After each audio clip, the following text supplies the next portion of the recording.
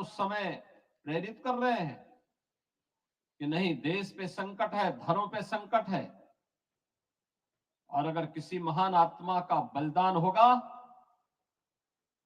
तो ये जो विधर्मी आज हमारे देश को, हमारे धर्म को नष्ट करते हुए उतावले दिखाई दे रहे हैं, ये बेनकाब होंगे, देश खड़ा होगा इसके खिलाफ। और उस महान बलिदान के लिए सबसे उपयुक्त कोई हो सकता है तो आपसे उपयुक्त कौन हो सकता है?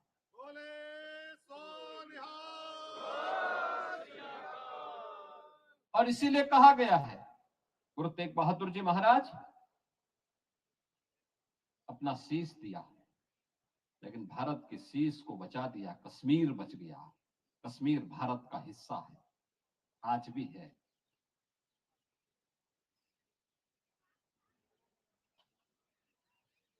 गुरु गोविंद सिंह जी महाराज के दो छोटे साहबजादों को, बाबा जोरावर सिंह और बाबा फतेह सिंह को, वजीर खान कहता है कि केवल एक बार, केवल मुंह से निकाल लो इस्लाम के को स्वीकार करने के लिए। उन्होंने कहा नहीं, ये नहीं हो सकता, और उन्हें जीवित ही दीवारों में चिन दिया गया। चमकौर के युद्ध में दोनों बड़े साहबजादा बाबा अजीत सिंह और बाबा जुझार सिंह शहादत को प्राप्त होते हैं। इस दुख में माता गुजरी देवी ने अपना स्वयं का प्राणोत्सर्ग किया। क्या स्थितियां रही होंगी, और उन विपरीत परिस्थितियों से आगे बढ़ते हुए गुरु गोविंद सिंह जी महाराज ने इतना सब कुछ खोने के बावजूद भी एक ही बात कही थी कि 4 में तो क्या हुआ, जीवित कही हजार। यह मंत्र आज भी पूरे भारत के लिए एक नई प्रेरणा है, एक नई प्रेरणा है। बचपन में भी हम सुना करते थे गुरु गोविंद सिंह जी महाराज के बारे में, 1.25 लाख से एक लड़ाऊं तो गोविंद सिंह नाम कहूं। क्या प्रेरणा थी, देश के लिए थी, धर्म के लिए थी, और उसी गुरु परंपरा के प्रति श्रद्धा का ये भाव हम सबको सदैव एक नया जीवन देता है, एक नई प्रेरणा प्रदान करता है, एक नई ऊर्जा का संचार करता है,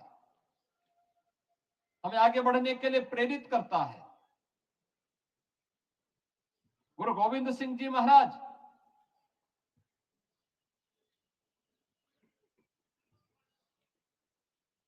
खालसा पंथ की स्थापना,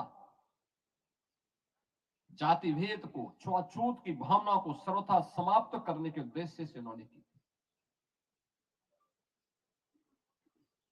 इस देश और धर्म को बचाने के लिए की थी। सकल जगत में खालसा पंथ गाजे, जगे धर्म हिंदू सकल भंड भाजे का उद्घोष करके उस समय की विधर्मी ताकतों को उन्होंने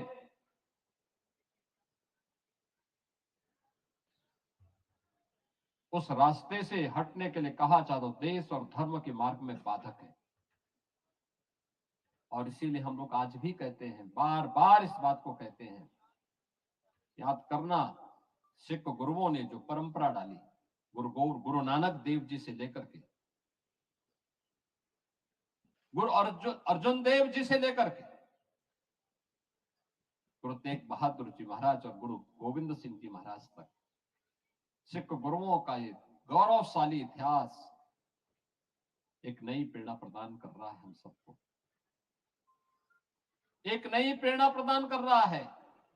गुरु गोविंद सिंह जी महाराज के कभी विचित्र नाटक को एक बार अध्ययन तो करो, पता लगेगा कैसा दिव्य महापुरुष था, जो अपने पूर्व जन्मों के बारे में भी अवगत करा रहा है, उन सभी स्थितियों के बारे में हम सबको अवगत करा रहा है, जिनको देख करके रोंगटे खड़े होते हैं। आज भी हम लोग बड़ी श्रद्धा के साथ उन भावों को देखते हैं, समझते हैं, और ये हमारा दायित्व बनता है एक लंबी यात्रा के लिए उससे हम प्रेरणा प्रदान करें। आज का ये प्रकाश पर्व उसी प्रेरणा का एक दिवस है, जब हमें सिख गुरुओं के त्याग से, उनके बलिदान से, उनके कृतित्व से एक नई प्रेरणा प्राप्त होती है। और ये तो लखनऊ का सौभाग्य है। गुरु तेग बहादुर जी महाराज गुरु गोविंद सिंह जी के साथ उनके बचपन में, बाल्यकाल में उन्हें लेकर के सी लखनऊ के याह्यागंज गुरुद्वारे में रुके थे।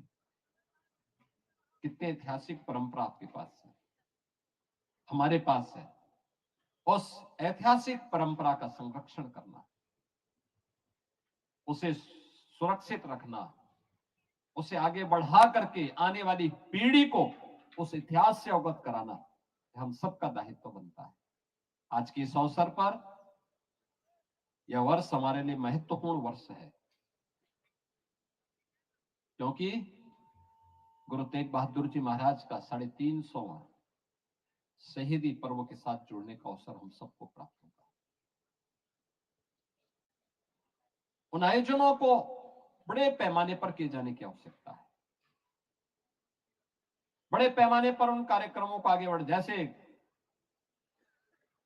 गुरु नानक देव जी महाराज के 550वें प्रकाश पर्व को बड़े पैमाने पर,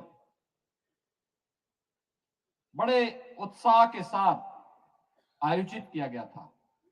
इन आयोजनों को हम उसी रूप में आगे बढ़ाने का काम कर पाएंगे तो आने वाली पीढ़ी पर एक